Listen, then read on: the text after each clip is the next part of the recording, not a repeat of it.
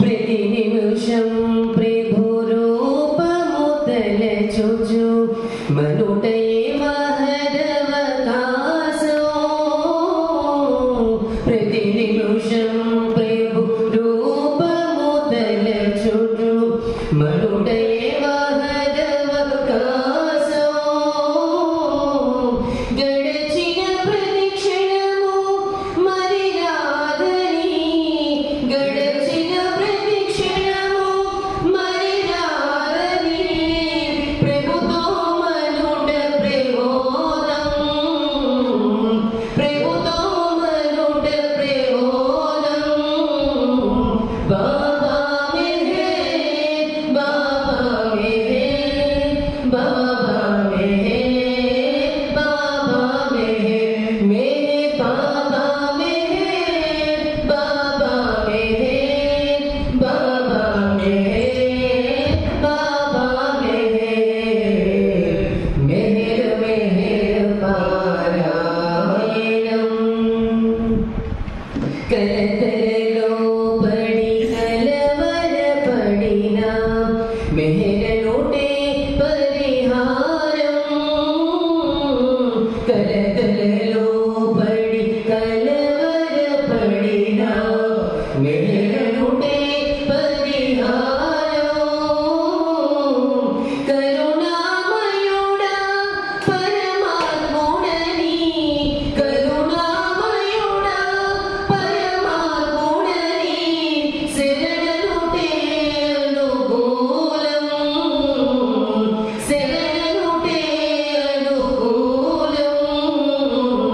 బాబా మెహే, బాబా మెహే, బాబా మెహే, బాబా మెహే, మెహే బాబా మెహే, బాబా మెహే, బాబా మెహే, బాబా మెహే, మెహర్ మెహర్ పారాయణం. చిరు చిరు నగముల చిన్మయ రూపం, చింతలు బాపు స్వరూపం. చిరు చిరు నగముల చిన్మయ రూపం, చింతలు బాపు స్వరూపం. అంతయు ఆతని ఇచ్చనుకుంటే, అంతయు ఆతని ఇచ్చనుకుంటే, స్వేచ్ఛతో పడయుట ఖాయం, స్వేచ్ఛతో పడయుట ఖాయం. బాబా మెహే, బాబా మెహే, బాబా మెహే, బాబా మెహే, మెహే బాబా మెహే, బాబా మెహే, బాబా మెహే, బాబా మెహే, మెహర్ మెహర్ పారాయణం. ప్రేమను రూపము ప్రేమవతారము, మెహరవతార స్వరూపము. ప్రేమను రూపము ప్రేమవతారము, మెహరవతార స్వరూపము. ప్రేమను కోరి ప్రేమించినచో, ప్రేమను కోరి ప్రేమించినచో, దొరుకును ప్రేమ సహాయం, దొరుకును ప్రేమ సహాయం. బాబా మెహే, బాబా మెహే, బాబా మెహే, బాబా మెహే, మెహే బాబా మెహే, బాబా మెహే, బాబా మెహే, బాబా మెహే, మెహర్ మెహర్ పారాయణం. మానవ జన్మము జన్మల ధర్మము, జన్మించుట నివారము. మానవ జన్మము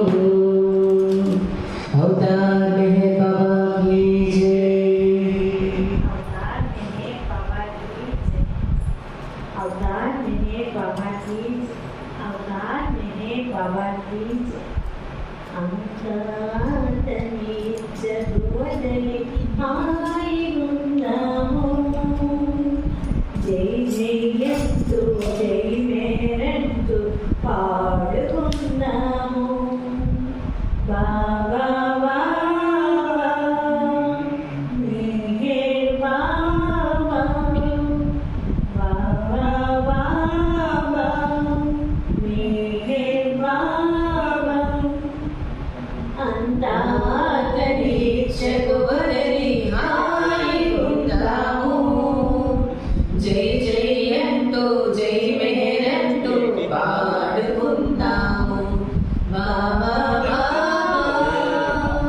मेहर बाबा बाबा बाबा मेहर बाबा नीना वेदालुरा नीरा नाना रूपाल सेवेरा नीरा वेदालुरा नीरा नाना रूपाल सेवेरा మదమందు ప్రథమందు మదమందు ప్రథమందు మాయగల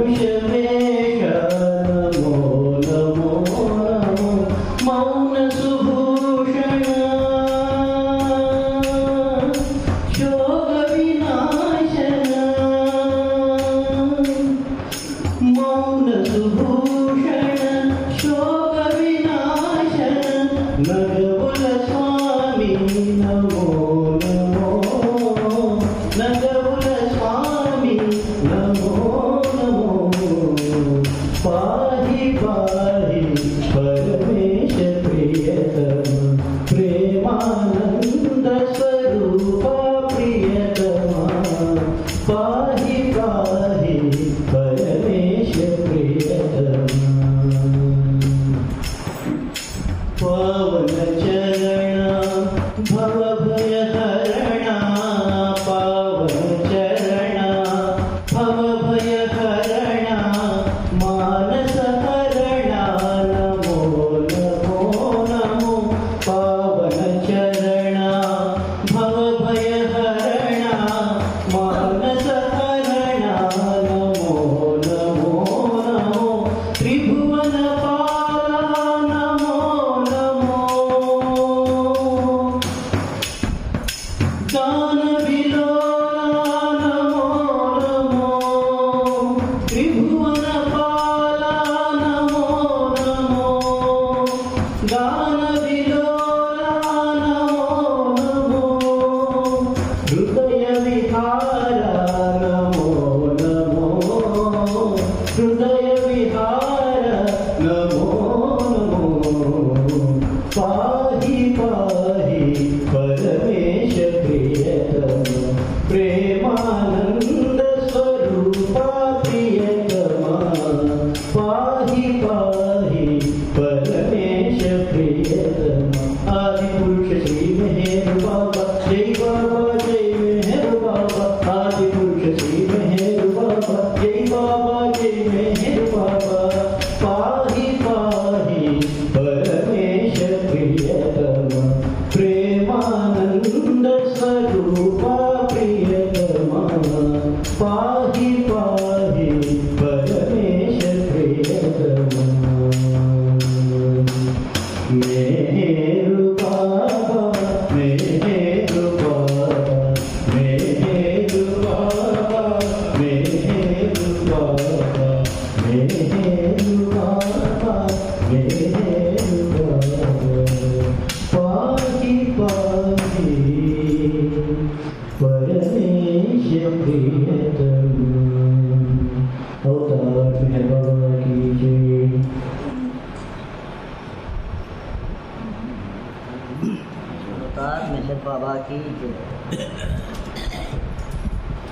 अवतार मेहर बाबा की जय। अवतार मेहर बाबा की जय। अवतार मेहर बाबा की जय। अवतार मेहर बाबा की जय। ఉన్నతో నతుడను అన్నావు అనంత నిజమని గ్రహించినాము నేటికి మెహరని కదించినాము ఉన్నతో నతుడను అన్నావు అనంత నిజమని గ్రహించినాము నేటికి మెహరని కదించినాము ఉన్నతో నతుడను అన్నావు అనంత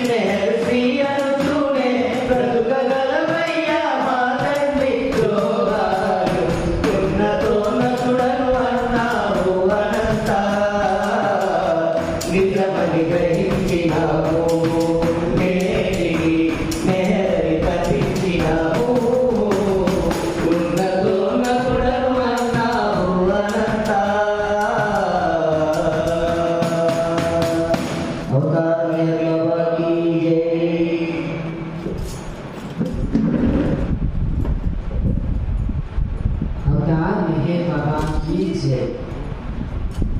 మనసు హరించే మాన్యుడ నీవే, మనసు హరించే మాన్యుడ నీవే, ఎద ఎద నిలిచే దేవుడు నీవే, ఎద ఎద నిలిచే దేవుడు నీవే, మనసు హరించే మాన్యుడ నీవే.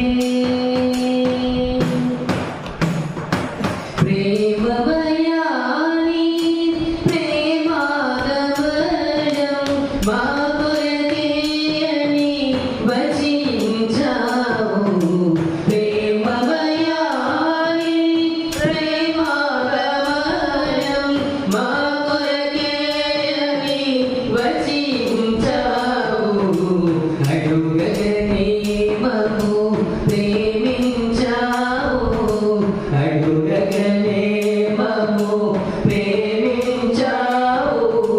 ప్రేమను బాటలో నడిపించావు, మనసు హరించే మాన్యుడ నీవే.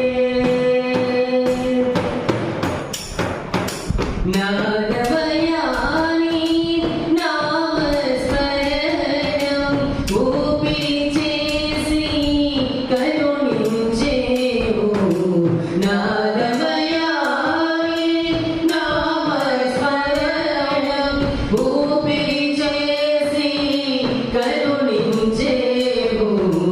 హను హను హనున ధ్వనించేవు, హను హను హనున ధ్వనించేవు.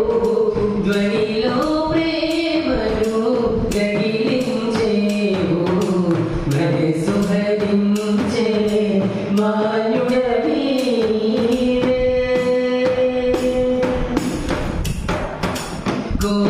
కోరికలేవి కోరెను నేను, నిన్ను కోరుటవని మానలేను.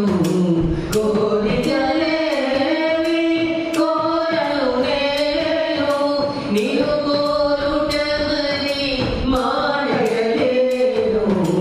కోరిదాయి కోరిక బాబా, కోరిదాయి కోరిక బాబా, తీరని దానా వేదన బాబా, మనసు హరించే మాన్యుడ నీవే. చెలిమి కోరి చేరి నిన్ను కలిమిస్తే కారణలేను. చెలిమి కోరి చేరి నిన్ను కలిమిస్తే కారణలేను. కలిమి బలిమి నీ చెలిమైతే, కలిమి బలిమి నీ చెలిమైతే, చెలిమై నీలో స్థిరమైపోనా, మనసు హరించే మాన్యుడ నీవే, మనసు హరించే మాన్యుడ నీవే. ఎద ఎద నిలిచే దేవుడు నీవే, ఎద ఎద నిలిచే దేవుడు నీవే, మనసు హరించే మాన్యుడ నీవే, మనసు హరించే మాన్యుడ నీవే. అవతార్ మెహర్ బాబా की जय.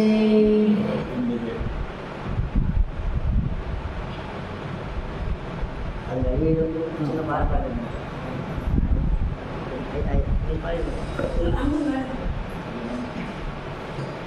अवतार मेहर बाबा की जय. प्रतिक्षणं प्रिय मेहर नगा अहमंत अनगारो क्षण क्षणं आतनि ध्यानं చేతును అనగా ప్రతిక్షణం ప్రియ మెహరనగా అహమంతా అనగావు క్షణక్షణం అతని ధ్యానం చేర్చును అనగమ్యస్థానం చేర్చును అనగమ్యస్థానం ఏ వాదనలు ఏ సాధనలు ముక్తికి మార్గం కావు బుద్ధికి అవి సరిపో ఏ వాదనలు ఏ సాధనలు ముక్తికి మార్గం కావు భుక్తికి అవి సరిపో మెహే మెహే అని అంటుంటే అనుకుంటే వింటుంటే మెహర్ మెహర్ అని అంటుంటే అనుకుంటే వింటుంటే మరు జన్మన్నది లేదు కదా ముక్తనగా మరి అదే కదా మరు జన్మన్నది లేదు కదా ముక్తనగా మరి అదే కదా ప్రతిక్షణం ప్రియ మెహరనగా అహమంతా అనగావు క్షణక్షణం అతని ధ్యానం చేర్చును అనగమ్యస్థానం చేర్చును అనగమ్యస్థానం కులమతములకు జపతపములకు లొంగడు ప్రియమేరుడు అన్నిటికన్నా అతీతుడు కులమతములకు జపతపములకు లొంగడు ప్రియమేరుడు అన్నిటికన్నా అతీతుడు ఉన్నతులకు ఉన్నతుడితడు ప్రియతముడు మేరుడు ఉన్నతులకు ఉన్నతుడితడు ప్రియతముడు మేరుడు ప్రేమకు తానే ప్రతిరూపం ప్రేమికులందరి మణిదీపం ప్రేమకు తానే ప్రతిరూపం ప్రేమికులందరి మణిదీపం ప్రతిక్షణం ప్రియ మెహరనగా అహమంతా అనగారు క్షణక్షణం అతని ధ్యానం చేర్చును మనగమ్యస్థానం చేర్చును మనగమ్యస్థానం ఏ వేళైనా ఎక్కడ ఉన్నా ఎదలో తలచిన చాలు ఎంతో కలుగును మేలు ఏ వేళైనా ఎక్కడ ఉన్న ఎదలో తలచిన చాలు ఎంతో కలుగును మేలు ఏదో కావాలనుభావం అవివేకం ఉద్రేకం ఏదో కావాలను భావం అవివేకం ఉద్రేకం స్వార్థపరత్వపు సంకేతం సాధకునకు అది ఆటంకం స్వార్థపరత్వపు సంకేతం సాధకునకు అది ఆటంకం ప్రతిక్షణం ప్రియ మెహరనగా అహమంతా అనగారు క్షణక్షణం అతని ధ్యానం చేర్చును అనగమ్యస్థానం చేర్చును అనగమ్యస్థానం अवतार है बाबा की जय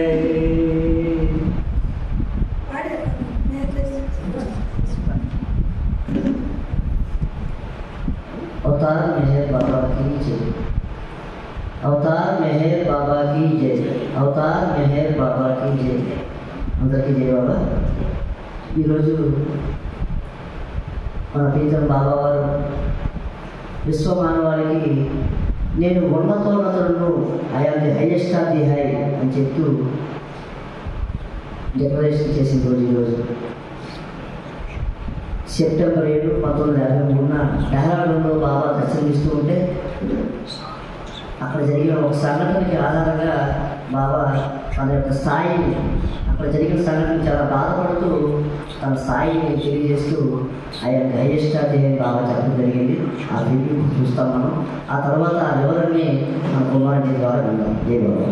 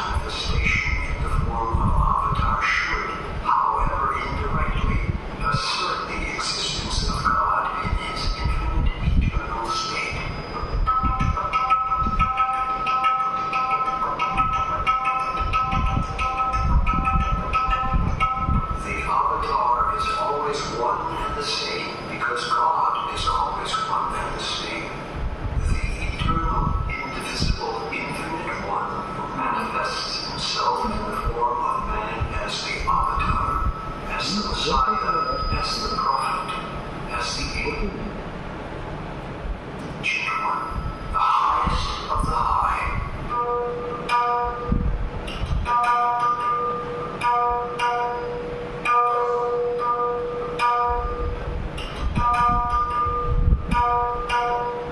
This eternally one and the same avatar repeats his manifestation from time to time in different cycles, adopting different human forms and different names in different places.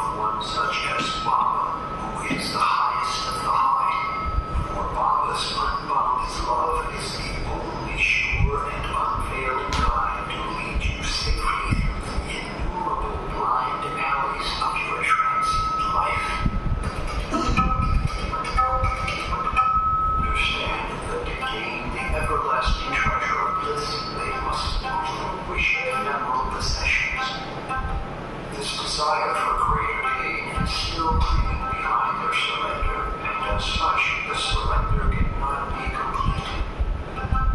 Know you all that if I am the highest of the high, my role demands that I strip you of all your possessions and wants, consume all your desires, and make you desireless, rather than satisfy your desires.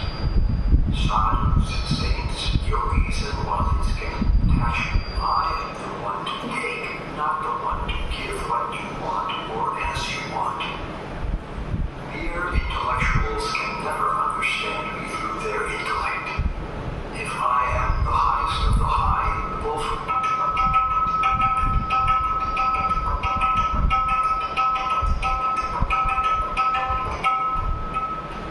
I am not to be attained by those who, loving me, stand reverentially by in rapt admiration.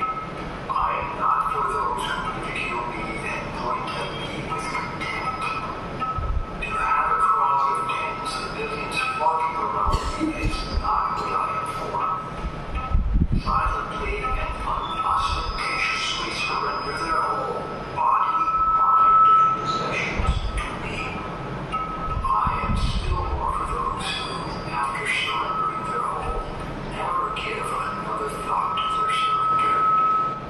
They are all mine who are prepared to renounce even the very thought of their renunciation, and who, keeping constant vigil in the midst of intense activity, await their turn to lay down their lives for the cause of truth at a glance or sign from me. Those who have indomitable courage to face willingly and cheerfully the worst calamities, who have unshakable thera.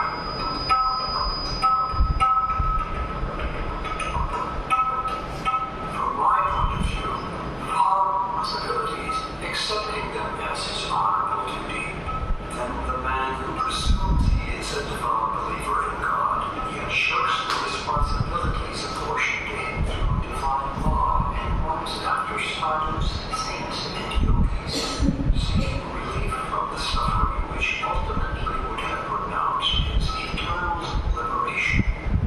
To have one eye glued on the enchanting pleasures of the flesh, with the other expect to see it of the power. I cannot expect you to understand all at once what I want you to know. It is for me to awaken you from time to time throughout the course, and with proper heed and care on your part, germinate, flourish, and bear the fruit of that true knowledge which is inherently yours to gain. If, on the other hand, led by your ignorance, you persist in going your own way, none can stop you in your choice of progress. For that, too, is progress which, however slow and painful, eventually and after innumerable incarnations, is bound to make you realize that which I want you to know now. To save yourself from further entanglement in the maze of delusion and self-created suffering, which owes its magnitude to the extent of your ignorance of the true goal, awake now. Pay heed and strive for freedom by experiencing ignorance in its true perspective. Be honest with yourself and God.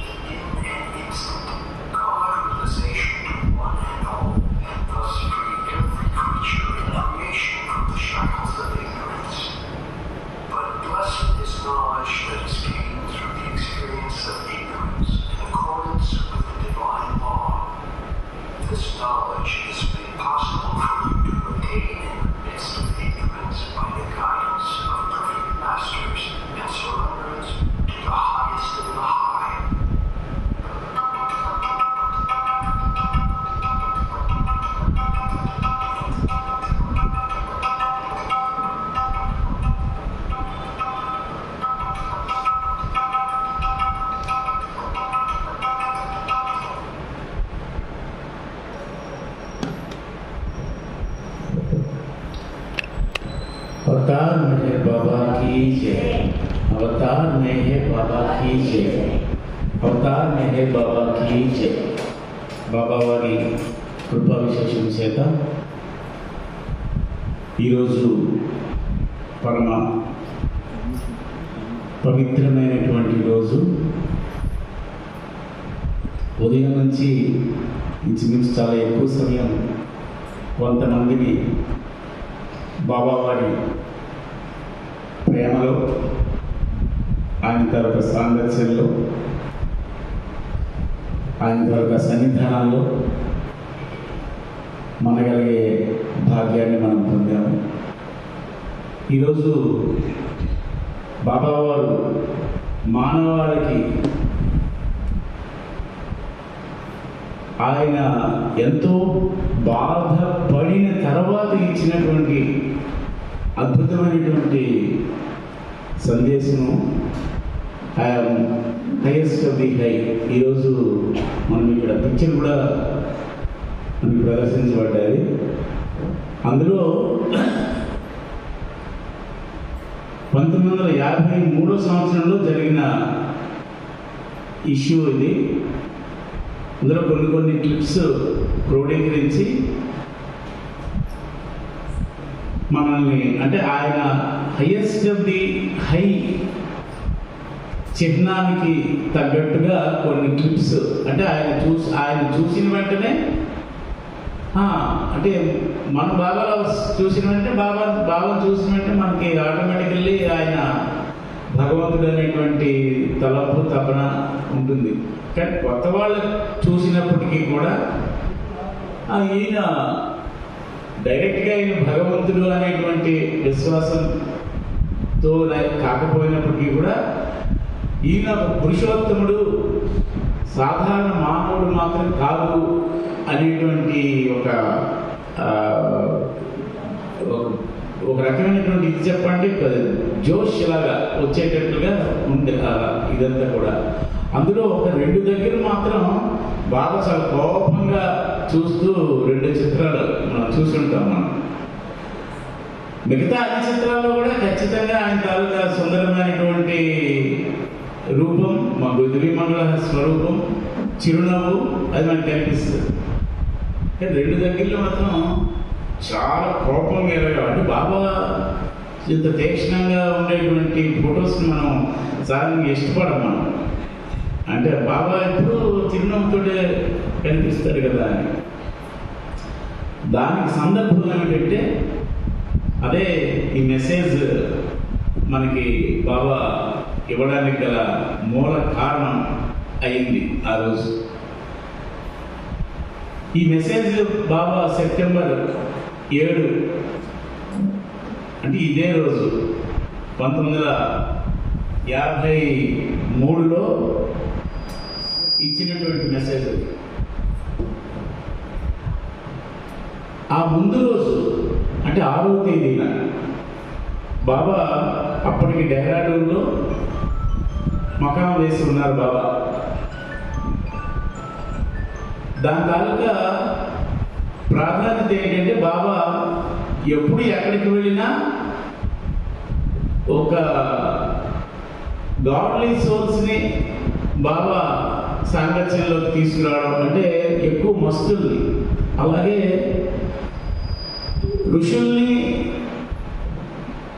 యోగుల్ని కూడా బాబా contact అయ్యాడు. అందులో ఆ పిక్చర్లో మనకి 4-5 దగ్గరలో ఆ యోగులు తాలూకు ఫొటోస్ కూడా మనకి కనిపించాయి. అందులో అక్కడ డెహ్రాడూన్లో కొంతమందిని కూడా కలవడం జరిగింది బాబా. అంటే కొంతమందిని తన దగ్గరికి రప్పించుకుని వాళ్ళతో సాంగత్యం చేయడం కూడా జరిగింది. అలాంటి సందర్భంలో ఆ 6వ తేదీ సాయంత్రం ఒక స్త్రీని తీసుకుని వచ్చారు కొంతమంది. ఆమె చూడగానే ఒక పిచ్చి పట్టిన మాదిరిగా, లేదా ఒక మాయల మంత్రాలతో ఆవిడ ఏదో చేతపడి చేసిన దానిలాగా, లేదా దెయ్యం పట్టిన దానిలాగా కనిపించింది తను చూడగానే. తీసుకొచ్చిన వాళ్ళు బాబా ప్రేమికులే, కానీ ఆవిడ బాబా ప్రేమికురాలు కాదు. కుటుంబం బాబా ప్రేమికుల కుటుంబం కాదు, ఒక ధనవంతుల కుటుంబం అది. ఈ బాబా ప్రేమికుల తాలూకా సహాయంతో తీసుకురాబడింది. తను తీసుకుని వచ్చిన వెంటనే బాబా చూడు బాబా, తనకి సరిచేయి, ఇతనికి మీ ఆశీస్సులు అని అంటే బాబా అంత ఇబ్బందిలో కూడా తనల్ని ఒకసారి ప్యాక్ చేసి నా నజర్ మీద ఉంటుంది, తీసుకెళ్ళండి పర్వాలేదు అని బాబా చెప్పడం జరిగింది. దీంట్లో కొన్ని ఏదో బాబా చెప్పి ఇలా చేయించండి, ఇలా చేయండి. అదే వాళ్ళు అలా చేశారా, బాబా చెప్పిన విధంగా అలా చేశారా లేదంటే మనకు అప్రస్తుతం. ఆ మరుసటి రోజు అది వెంటనే ఇది ఆ మండలి సభ్యులు ఎవరైతే అందులో ప్రధానంగా ఈడిచి ఉంటే చాలా బాధతో బాబా అడిగారంట, అంటే నన్ను ఈ రకంగా చూసే సందర్భం వస్తుందని నేను అనుకోలేదు,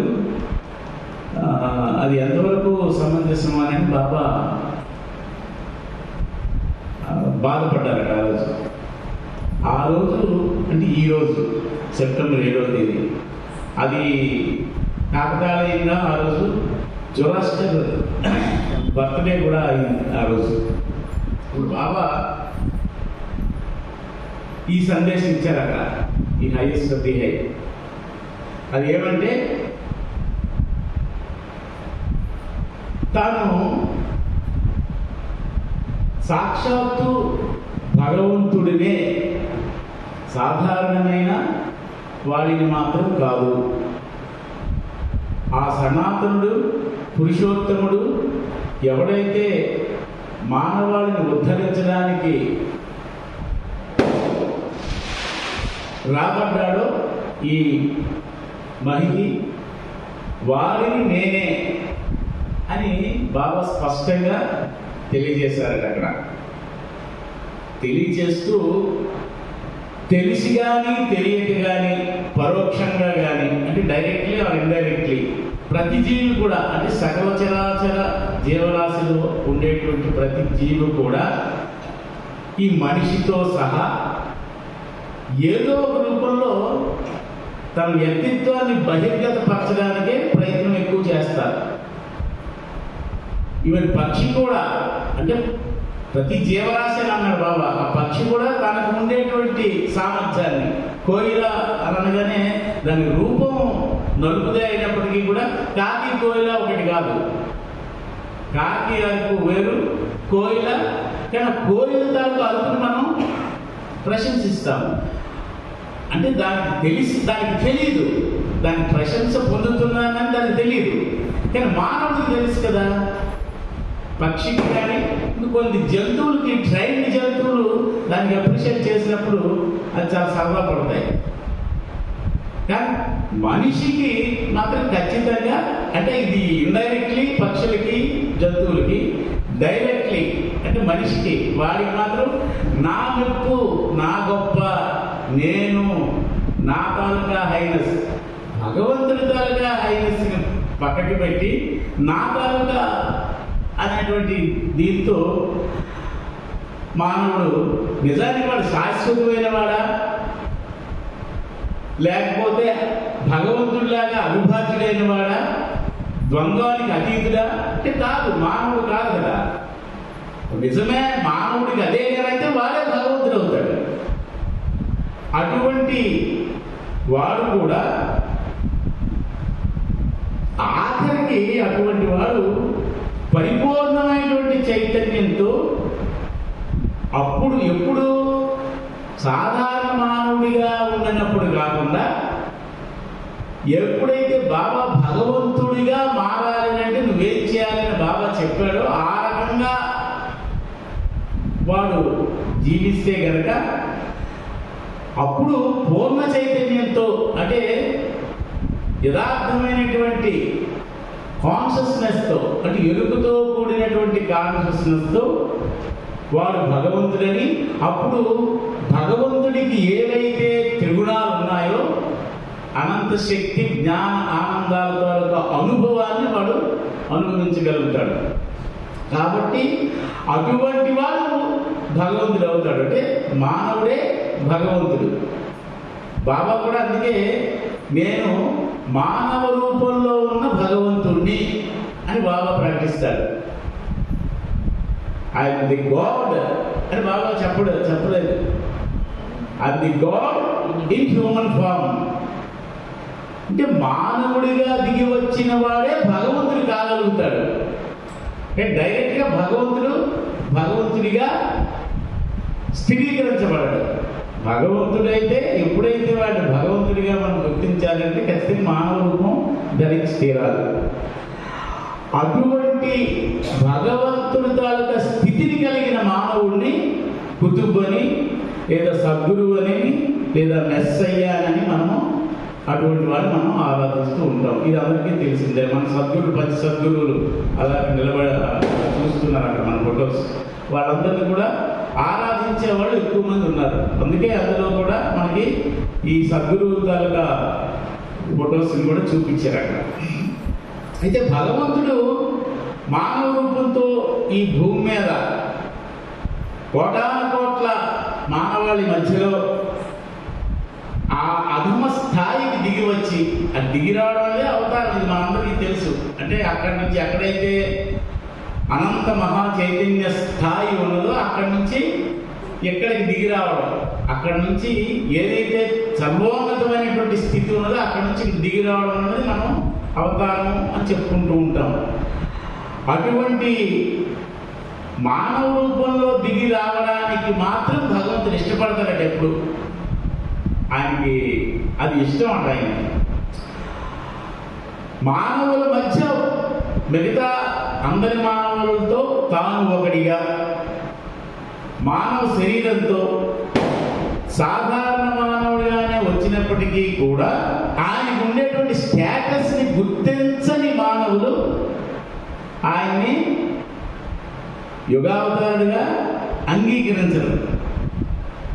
కానీ ఆయన ప్రకటన చేసేటప్పుడు బాబా నేను I am the ancient one, I am the Avatar of this age అని ఆయన చెప్పినప్పటికీ కూడా కొద్ది మంది మాత్రమే అది విశ్వసించారు తప్ప మరి బాబా పరివారం అయినటువంటి ప్రతి ఒక్కరు కూడా ఆ పరిపూర్ణమైనటువంటి విశ్వాసంతో ఉన్నారంటే ఇప్పుడు మనం నేను బాబా ప్రేమికుణ్ణి అని చెప్పుకున్న వాళ్ళలో కూడా పరిపూర్ణంగా 100% బాబా తాలూకా హైనెస్ మనము అంగీకరిస్తున్నామంటే అంగీకరించడం లేదు.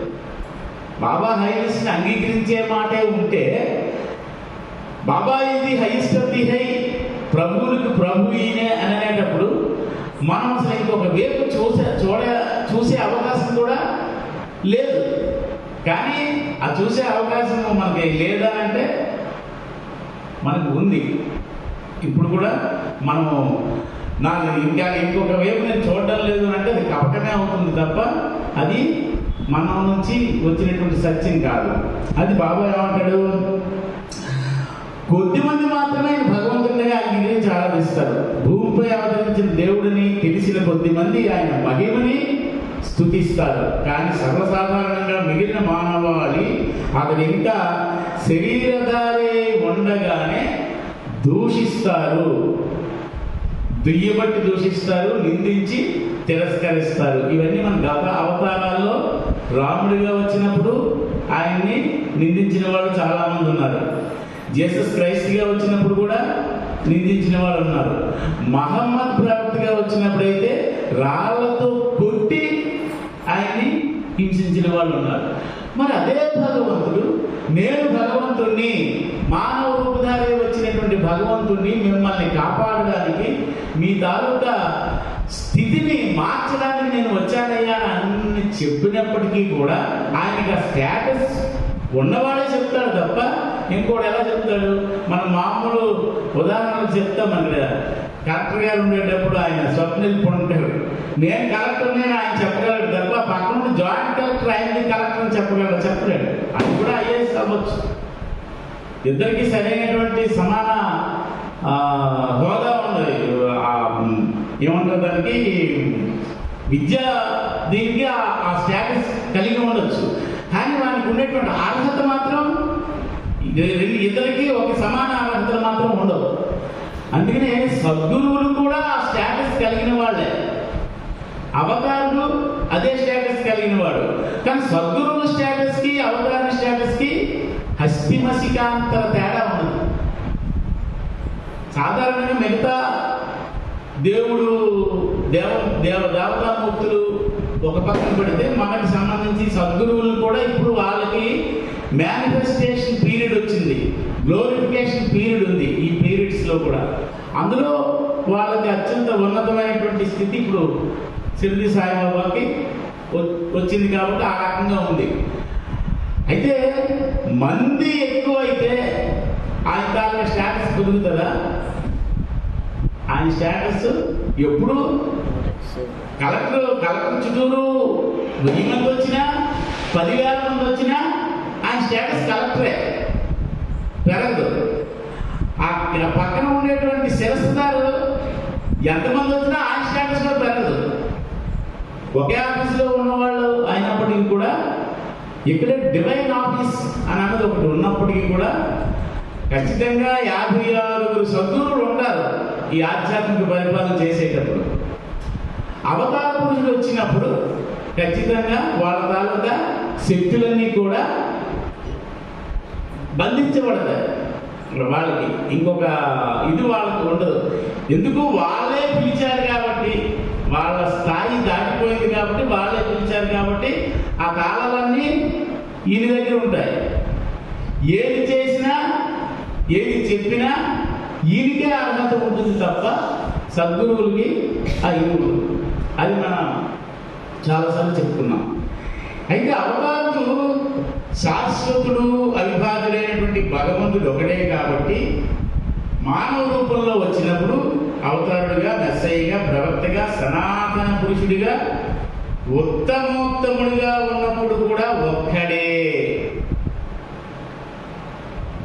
బాబా నిన్న మనకి సుబ్రహ్మణ్యం గారు చెప్పినప్పుడు కూడా అవతార పురుషుడు తాలూకా ఆ సౌందర్యం అన్నది చాలా అద్భుతంగా ఉంటుంది. ఆయన సౌందర్యం వచ్చినప్పుడు ఆ దివ్యమంగళ స్వరూపాన్ని తీసుకొస్తాడు ఆయన. ఆ డివైన్ బ్యూటీ, ఆ డివైన్ బ్యూటీ అని అంటాం. ఆ డివైన్ బ్యూటీ అని అన్నది వారికి మాత్రమే ఉంటుంది. కానీ అవతార పురుషుడిగా వచ్చినప్పుడు ప్రతిసారి కూడా అదే రూపంతో వస్తాడట. అది మనకి ఎంతవరకు ఎక్కడ చదవలేదు కానీ ఒకే రూపంతో వస్తాడట. కానీ మనకి జీసస్ క్రైస్ట్గా వచ్చినాడు అంటే అక్కడ ఆ ఫొటోస్ మనకు లేవు, ఆ చిత్రాలే అవి, అందుకు మనకు తెలియదేమో. లేకపోతే ఈ రూపమే అది కూడా అయి ఉండొచ్చు, మనకి తెలియదు. కానీ ఒకే రూపంతో వస్తాడట ఆయన, అది పురుషుడిగా. మరి అటువంటి అద్భుతమైనటువంటి రూపం కలిగిన వాడు తానెవరో తెలియజెప్పినప్పుడు కూడా ఆయన్ని మనం విశ్వసించకపోతే అది మన ద్వారా దురదృష్టమే అవుతుంది. సో ఇక్కడ ఏమంటాడంటే నిత్యుడైనటువంటి, అంటే నిత్యము అంటే ఆయన సర్వే సర్వత్రా నిండి ఉన్నవాడు ఎప్పుడు ఒకలాగే ఉంటాడు. మనకైతే మిగతా సాధారణ మానవులం కాబట్టి ఈ రోజు ఉన్న రూపం రేపు ఉండదు, రేపున్న రూపం ఎల్లుండి ఉండదు. ఒక 10 సంవత్సరాలు అయిపోయిన రూపం ఇప్పుడు మన పాత ఫోటోస్ చూస్తాం. నేను ఇలా ఉన్నాను, నేను ఇలాగ ఉన్నాను బట్టి మేము ఇప్పుడు జుట్టు నెలిసింది కాకుండా నల్లగా ఉండేటప్పుడు చూసి అప్పుడు అనుకున్నా అప్పుడు ఇలా ఉన్నామా. కానీ అందరూ ఇదే పరిస్థితి. ఈ వయసు దాటిపోయిన తర్వాత ఆ వయసు వచ్చేటప్పుడు. కానీ భగవంతుడికి ఎంత స్థితిలో ఉన్నా రూపం తాలూకా అందం తగ్గదు ఆయనకి. మరి బాబా ఇక్కడ వచ్చినప్పుడు 2 మోటార్ కార్ ప్రమాదాలు, ఇందాక మనం చూసాం కదా ఎంత స్పీడ్గా నడుస్తున్నాడు ఆయన. అప్పటికి ఒక మోటార్ కార్ ప్రమాదం జరిగింది, 52లో మోటార్ కార్ ప్రమాదం జరిగింది. అంత దీనప్పుడు కూడా అంటే ఒక పార్ట్, ఎడం పార్ట్ అంతా కూడా అప్పుడు తుత్తిని అయిపోయి ఎన్నో రోజులు, కొన్ని నెలలు బెడ్ మీద ఉన్నవాడు మన ఎంత స్పీడ్గా నడిచాడు చూడండి. మిగతా వాళ్ళందరూ పరిగెట్టారు, అందరూ పెద్దంగా వేసాడు.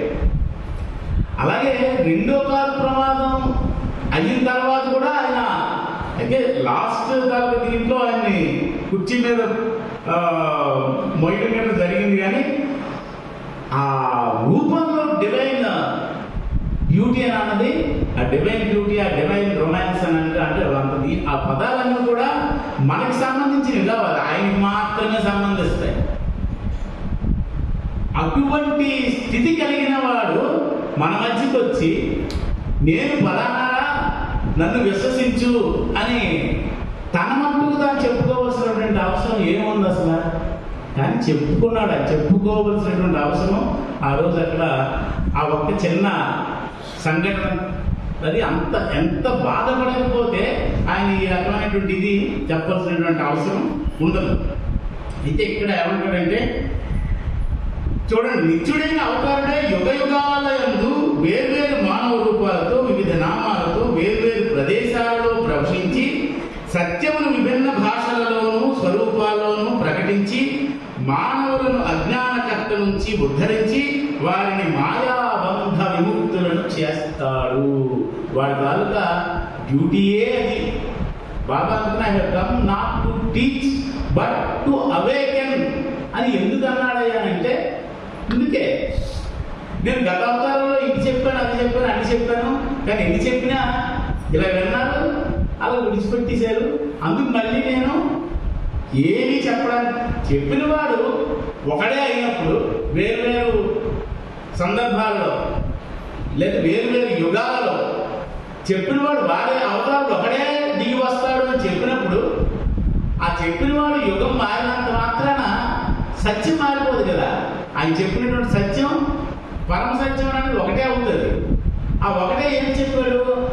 భగవంతుడిని ప్రేమించండి, భగవంతుడితో ఏకత్వ అనుభవం పొందండి. అది ఎన్ని యుగాల నుంచి యుగ యుగాలుగా వస్తున్నప్పటికీ కూడా ఇదే పరమ సత్యం అని చెప్పాడు. చెప్పిన దాన్ని నువ్వు తృణీకరించి పక్కన దాన్ని మర్చిపోయేటట్టు అంటే విస్మరిస్తే మరి ఆయన ఏమంటాడు? అందుకే అన్నాడు I have come not to teach but to awaken. ఆ అవేకెనింగ్ అని అన్నదే చేసిన వాడు ఎవరు చేయగలుగుతాడు? ఆ స్థితి ఉన్నవాడు, ఆ అర్హత ఉన్నవాడు మాత్రమే నిన్ను మేలుకొలపగలుగుతాడు అని బాగా చెప్తూ, ప్రపంచంలో ఇలాంటి వాళ్ళు అంటే ఈ సద్గురువులు తాలూకు స్టేటస్ ఒక పక్కన పెడితే ఈ వలీలు లేదా సత్పురుషులు లేదా పరమహంసలు లేదా సాధువులు ఇలాంటి వాళ్ళు కోకొల్లలుగా ఉంటారు. చాలా మంది అంటే కాషాయాంబరం ధరించినంత మాత్రాన వాడు సాధువు కాదు. ఈ పెద్ద పెద్ద సెగలు చుట్టుకున్నంత మాత్రాన వాడు సాధువు కాదు. అలాగే ప్రతి ఒక్కరిని అలాగని అనుకోలేము మనం. అందులో అసలైన వాడు కూడా ఉంటారు ఖచ్చితంగా.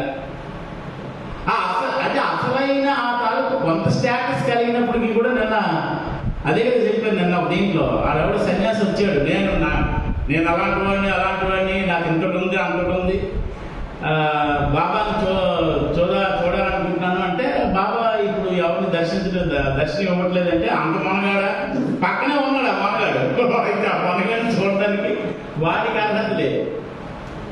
అంటే మనం అందుకే అంటున్నాం I have come for selected few అని అంటాడు బాబా. అంటే చాలా కొద్ది మందికి, ఆ కొద్ది మందిలో మనం ఉన్నాము అన్నదే మనకి భరోసా. అంటే ఈరోజు ఎంతమంది రాలేదు మనకి అంటే ఇది కూడా ఆ రాలేని వాళ్ళకి బాబా ఈరోజు అవకాశం ఇవ్వలేదనే తప్ప ఇంకేదో అని ఇది కాదు. అలాగా ఆయన అవతార పురుషుడు అని చెప్పుకునేటప్పుడు ఆ అవతార పురుషుని మనం పరిపూర్ణంగా నిన్న ఆ కాకుబాయి ఇది మనం విష్ణు మాస్టర్ తాలూకా తల్లి చూడండి ఎంత ఒక పప్పు అన్నం తన జీవిత పర్యంతం బాబా కోసం వండి పెట్టిందట ఆవిడ. ఆ పప్పు అన్నది ప్రేమ అయితే ఆ అన్నం అన్నది ఆర్తి, ఆమెలో ఉండేటువంటి తపన. అంటే అటువంటి తపన నీ హృదయాంతరాల నుంచి కావాలని అంటాడు ఈయన. మరి హృదయాంతరాల నుంచి కావాలంటే ఖచ్చితంగా నీకు ఆ హృదయంలో ఇంకోటి ఉండకూడదు. ఇంకోటి ఉంటే మరి ఈయన ప్రథముడు ఎలాగవుతాడు? ఆ ఇంకొకటి అనేది ఉండడానికి వీల్లేదు. ఉంటేనే ఆ హృదయాంతరాల్లో నుంచి. అలాగే ఈరోజు ఒక కథ కూడా చెప్పారు. ఒక అమ్మాయి కూతురు చనిపోద్ది. ఆ కూతురు చనిపోతే నాకు బాబా నా కూతురు కావాలి నీ కూతురు నీకు ఇస్తాను అని బాబా వాగ్దానం చేస్తాడు. పక్కన నేను చెల్లేది వాడు మాయ మాత్రం నువ్వు చేయవు కదా అంటే ఎక్కడ ఎలా చేయాలో అలా చేస్తానంటే అంటే ఈయన ఆ వలలోకి తీసుకురాడంటే అదే బాబా ఇక్కడ నాకు చెప్తాడు. ఆయన సృష్టికి కారకుడు ఆయన అయినప్పుడు, ఈ సృష్టిని సృష్టించింది ఆయన అయినప్పుడు ప్రతి ఒక్కరి తలకు రాత ఆయన ఆల్రెడీ రాస్తాడు.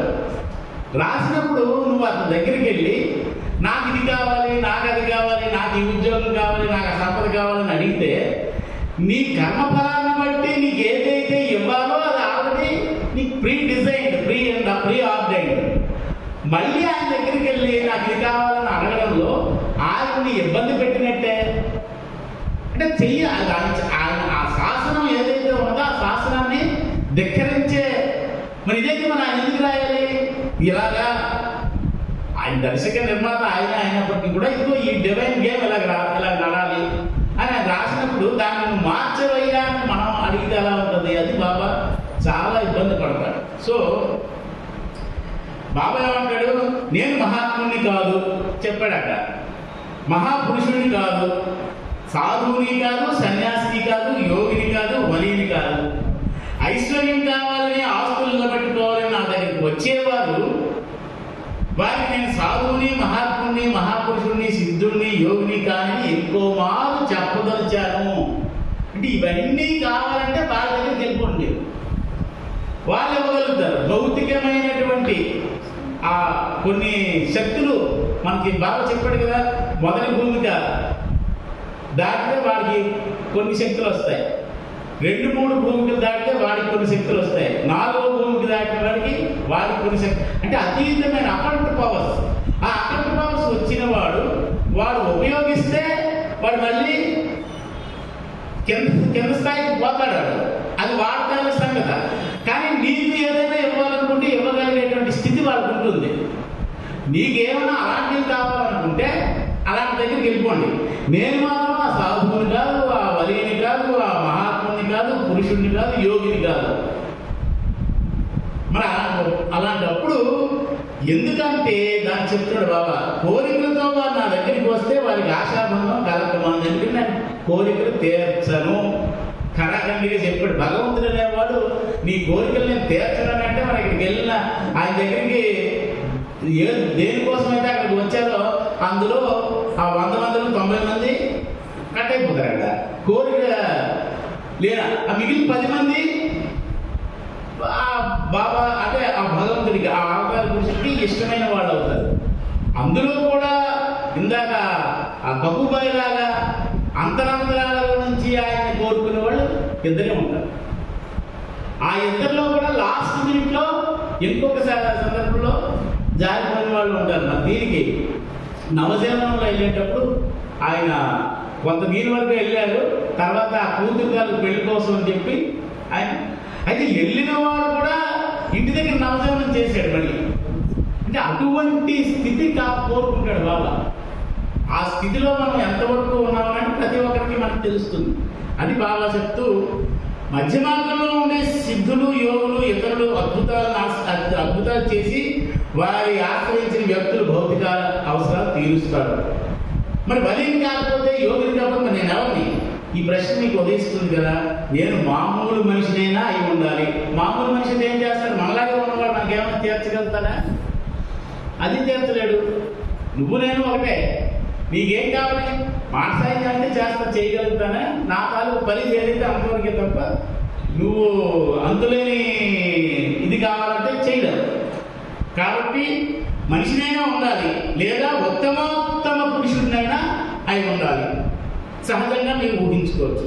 ఒక్కటి మాత్రం నేను స్పష్టంగా చెబుతూ ఉన్నాను, అదేమిటంటే మధ్యస్థితుల్లో ఉన్న నిజమైన సాధువులు, సిద్ధులు, యోగులు ఇంకా అలాంటి ఇతరుల్లో మాత్రం దాన్ని ఎప్పటికీ చేర్చబడను.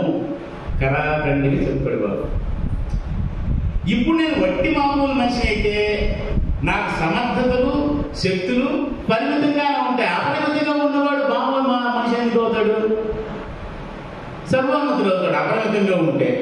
మరి మామూలు పరిమితమైనటువంటి వాడు నీకేమవుతుందో మిగతా మనిషిలాగే, మిగతా మనిషికి నీకు కొన్ని పరిమితులు ఉంటాయి, నీకు కొన్ని పరిమితులు ఉంటాయి, నీకు కొన్ని ఇతర నైపుణ్యాలు ఉంటాయి, నీకు కొన్ని ఇతర నైపుణ్యాలు ఉంటాయి.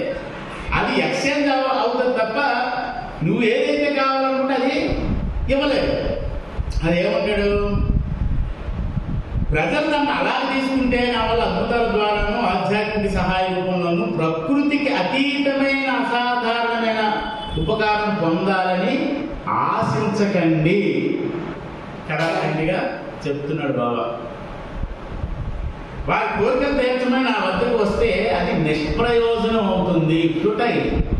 అది మరి దేనికి నిష్ప్రయోజనం అవుతుంది. మరి నేను మామూలు మనిషి స్థాయి కంటే ఈ సాధువులు, సిద్ధులు, యోగుల స్థాయి కంటే ఇంకా ఎంతో పైన ఉంటే నేను ఉత్తమోత్తముడుననే సర్వేశ్వరుడినే కావాలి. రెండే రెండు. మధ్యలో ఇంటర్మీడియటరీ స్థితులు నాకు అంటగట్టద్దు. నేనుంటే సామాన్య మానవుడిగా అది నాకు ఒక ఫ్రెండ్గా తీసుకో. ఆ ఫ్రెండ్ ఏం చేస్తాడో అది నేను చేస్తాను. మిగతా ఇంటర్మీడియటరీ స్థితులు నాకు అంటగట్టద్దు. నన్ను సర్వోన్నతుడు అని నువ్వు అనుకోవాలి. మీ సాధారణ మానవ బుద్ధితో తెలుసుకుందామని అంటే, మీ పరిమిత మనస్సుతో అర్థం చేసుకోవాలంటే అంతకన్నా అవివేకం ఉండదు. మనకుండేది పరిమితమైనటువంటి మనస్సు. ఆయన సర్వోన్నతుడు అని అనేటప్పుడు ఆయన అర్థం చేసుకోవాలని ఒకవేళ అనుకుంటే కనుక అది అజ్ఞానమే అవుతుంది తప్ప దానివల్ల ప్రయోజనం ఉంటుందా? ఆయన స్థితిని తెలుసుకోవాలంటే నీకు కూడా అదే స్థితి కలిగి ఉండాలి. నువ్వు కూడా ఉంటేనే అపరిమితమైనటువంటి ఆయన స్థితి ఏమిటో నీకు తెలుస్తుంది. అందుకని మానవ మేధస్సు ఎన్ని విధాలుగా పల్టీలు కొట్టినా ఎప్పటికీ నా విధానాలు అవగాహన కావు. నా అనంత స్థితి నిర్ణయింప శక్యం కాదు. నేను సర్వోత్తముడైతే నా ఇచ్చే శాసనం. My wish is will is order. నా అభీష్టం ఆయన తాలూకా కోరిక ప్రకారం శాసనం చేయబడింది. ఆల్రెడీ ఈ డివైన్ యాక్ట్ ప్రకారంగా ఇది ఆల్రెడీ నీ నుదుటి మీద రాత, ఆయన నుదుటి మీద రాత, నా నుదుటి మీద రాత సంస్కారాలకు అనుగుణంగానే అయినప్పటికీ కూడా అది ప్రీ ఆర్డర్డ్ అయిపోయింది. నువ్వు ఎన్ని తపస్సులు చేసినా, యజ్ఞాలు చేసినా, యాగాలు చేసినా నీ తాలూకా పరిస్థితి మారదు. ఎవడైతే రాత రాశాడో వాడికి కూడా అది మార్చే అధికారం లేదు. అదే చెప్తున్నాడు బాబా. నా ప్రేమ చేత విశ్వం నిలుస్తుంది.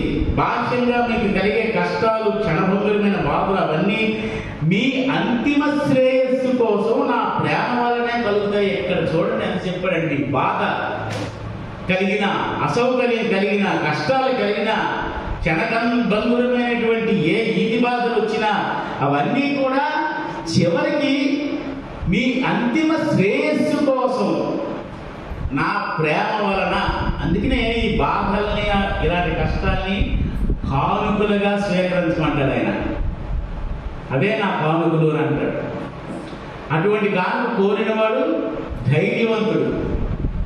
నాకు ఆ కానుక ఈ బాబా అని అడగాలంటే మనకి ధైర్యం కావాలి, నిజాయితీ కావాలి. అది బాబా అంటాడు. సో మీ బాబాను నిజంగా పూర్ణ విశ్వాసంతో ఉత్తమోత్తముడిగా అంగీకరించినట్లయితే క్షుద్రమైన కోరికలు అంటున్నాడు. మిగతా అన్ని కూడా అంటే నీచమైనవట. ఏ కోరికైనా తీర్చమడం కంటే ఆయన పాదాల చెంత మీ ప్రాణాలు అర్పించడం మీకు తగిన పని అవుతుంది. సో ఎప్పుడో ఒకప్పుడు విడిచిపోవాల్సింది శరీరం, అంతే కదా. ఇందాక అనేటట్లుగా నేను ఒక 20 సంవత్సరాలు ఉన్నప్పుడు అది మంచి దేహ దారుఢ్యంతో మంచి దీంతో ఉండేవాడిని. ఏ పని చేయలేదు. ఇప్పుడు చేయమంటే నేను చేయగలనా? మనసులో ఉంటుందా చెయ్యాలని, కానీ శరీరం సహకరించాలా? సహకరించదు. అంటే దీనికి ఉండే జీవసత్వాలు ఉడికిపోయాయి.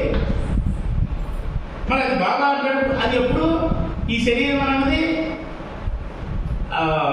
నశించవలసిందే.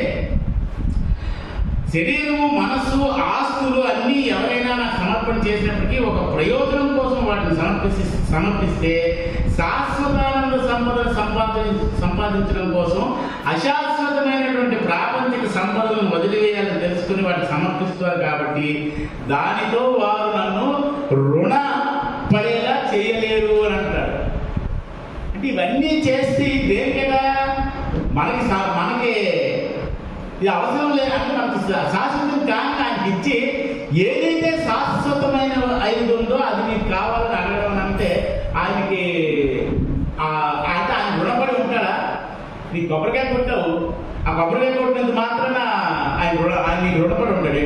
నా కొబ్బరికాయ కొట్టాడు, అరటిపళ్ళు ఇచ్చారు, నాకు యాగం చేశారు అని అంటే దానికి నువ్వు ఇచ్చాం కాబట్టి నేను ఇది ఇందమ్మా అదేదో ఉంటుంది కదా ఆడవాళ్ళు దానికి ఏమంటుంది దానికి ఇచ్చానమ్మా వాయినం పుచ్చుకున్నానమ్మా వాయినం ఇచ్చి పుచ్చుకునే వాయినాలు కావు.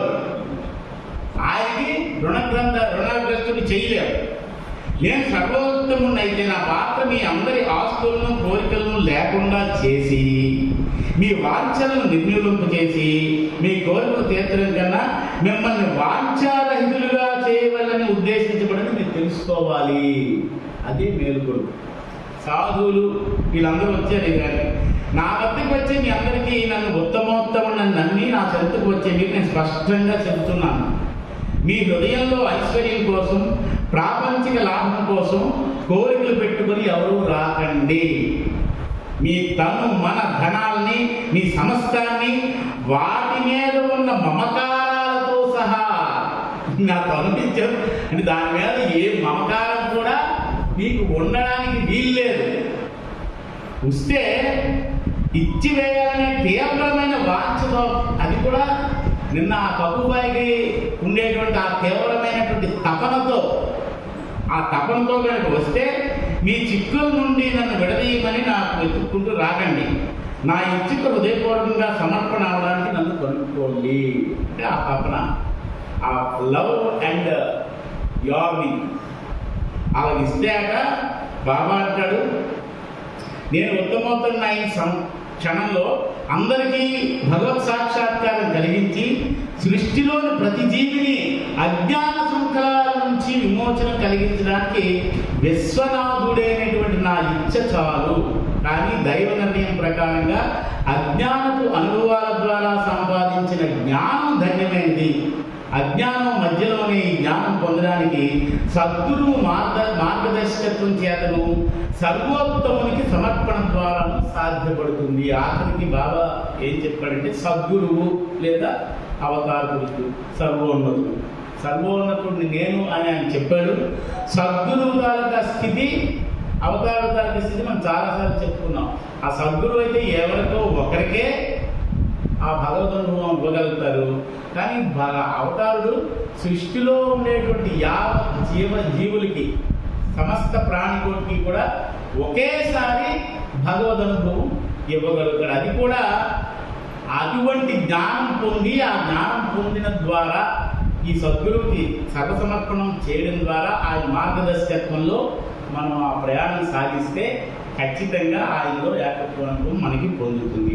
ఈ విధంగా పరాత్పర పరబ్రహ్మను నేనే, సర్వోత్కృష్టమైనటువంటి ఆ సర్వేశ్వరుని నేనే అని సమగ్రమైన సుస్పష్టమైన ప్రకటనలు బాబా బాహాటంగా ప్రప్రథమంగా 1953 సెప్టెంబర్ 7వ తేదీన డెహ్రాడూన్లో వెలువరించారు. ఇది బాబా తాలూకా అద్భుతమైనటువంటి, అంటే మధ్యలో చాలా కట్ చేశాం కానీ అంటే బాబా ఎంత వేదన పడితే ఎంత పెద్ద డిస్కోర్స్ ఆయన ఇవ్వాల్సిన పరిస్థితి ఉంది. అదే లాస్ట్ నేను చెప్పింది ఏంటంటే మిమ్మల్ని మేలుకొలపడానికి నేను వచ్చాను అనేటువంటి పరిపూర్ణమైన విశ్వాసం మీలో నెలకొల్పుకోండి. ఆ మేలుకొలు మీరు పొందాలి అంటే నేను చెప్పిన విధంగా మీరు చేయండి. నేను చేసిన విధంగా కాదు, చెప్పిన విధంగా do as I say, don't do as I did అని అంటాడు బాబా. నిరంతరం ఆయన నామస్మరణ చేయగలిగితే నిన్న ఆ కక్కుబాయి లాగా బాబా ఎన్ని తాలూకా ఇవి ఆయన డివైన్ గేమ్ వేసినా అన్నిటికీ ఆయన ఆవిడ సమాధానం చెప్పి బాబా రాకపోతే అదే మహాప్రసాదంగా స్వీకరించింది. మన బాబా ఉన్నాడు, మన హృదయంలో ఉన్నాడు కాబట్టి ఆయన ఇచ్చినటువంటి ఆ మహాప్రసాదాన్ని మనం నిరంతరం స్వీకరిస్తూ బాబా యొక్క అంతిమ నిర్ణయం ప్రకారంగా మన అంతిమ క్షణాల్లో ఆయన మనకి ఆయన గుడిలోకి చేర్చుకునే అవకాశం మనందరికీ ఇవ్వమని బాబా వారిని వేడుకుంటూ ఈ అవకాశం ఇచ్చినటువంటి మీకు బాబాకి అవతార్ మెహర్ బాబాకి జై. జై బాబాయ్య, ధన్యవాదాలు. ఇది చాలా పెద్ద మెసేజ్ ఇది, కానీ షార్ట్ కట్గా అతి తక్కువ సమయంలో నేను మా అందరికీ వివరించినందుకు కుమారానికి ధన్యవాదాలు తెలియజేస్తూ అవతార్ మెహర్ బాబాకి జై. ఇక మన కార్యక్రమాలకు వస్తే బుధవారం నాడు నగర సంకీర్తన గొడ్ల కాళేశ్వర గృహంలో జరుగుతుంది. సాయంత్రం సంకీర్తన పార్థిభవన కేంద్రంలో, లక్షవారం ఉదయం నగర సంకీర్తన మరాఠా మోహన్రావు గారి ఇంట్లో, సాయంత్రం సంకీర్తన అనంతరావు గారి ఇంట్లో మరియు వెంకటరమణ గృహంలో, శుక్రవారం సాయంత్రం ఉమాదేవి గారి గృహంలో జరుగుతుంది. వచ్చే ఆదివారం నగర సంకీర్తన మన కేంద్రంలో జరుగుతుంది. ఈ అన్ని కార్యక్రమాలకు కూడా ప్రేమికులు అందరూ హాజరై బాబా వారి గ్రామాశిస్సులు పొందవచ్చున్నారు. అవతార్ మెహర్ బాబాకి జై. నామం సురేష్ చేస్తారు. హారతి మీ ఇంటికి సంతకం చేయండి. జై బాబా.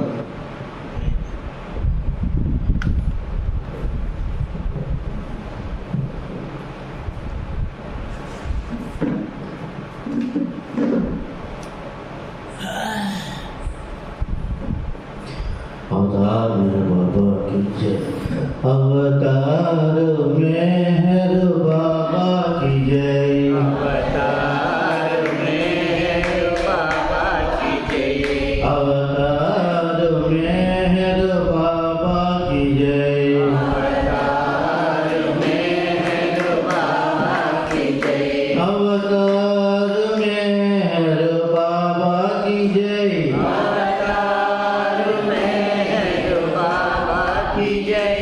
అవతార్ మెహర్ బాబా की जय. अवतार मेहर बाबा की जय. అవతార్ మెహర్ బాబా की जय. अवतार मेहर बाबा की जय. అవతార్ మెహర్ బాబా की जय. अवतार मेहर बाबा की जय. అవతార్ మెహర్ బాబా की जय. अवतार मेहर बाबा की जय. అవతార్ మెహర్ బాబా की जय. अवतार मेहर बाबा की जय. అవతార్ మెహర్ బాబా की जय. अवतार मेहर बाबा की जय.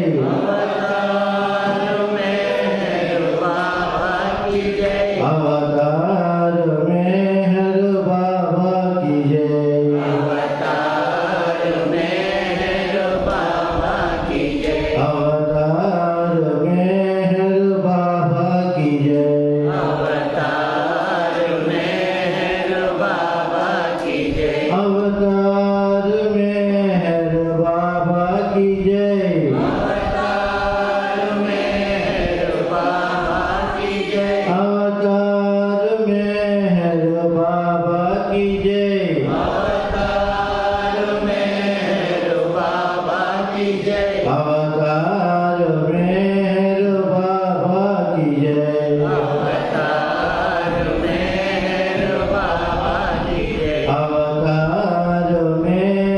మెహర్ బాబా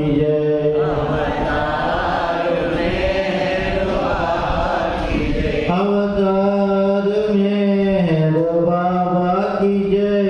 అవతార్ మెహర్ బాబా की जय. अवतार मेहर बाबा की जय. అవతార్ మెహర్ బాబా की जय. अवतार मेहर बाबा की जय. అవతార్ మెహర్ బాబా की जय. अवतार मेहर बाबा की जय.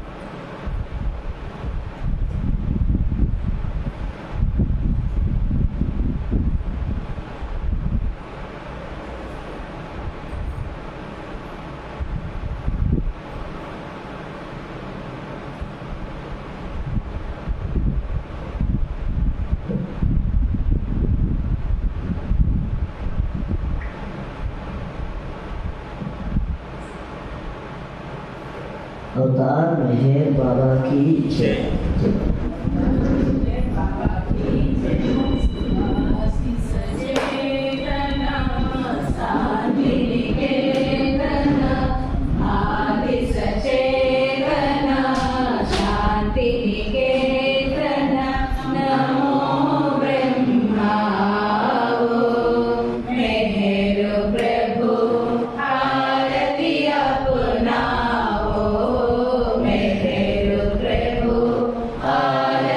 अपनाओ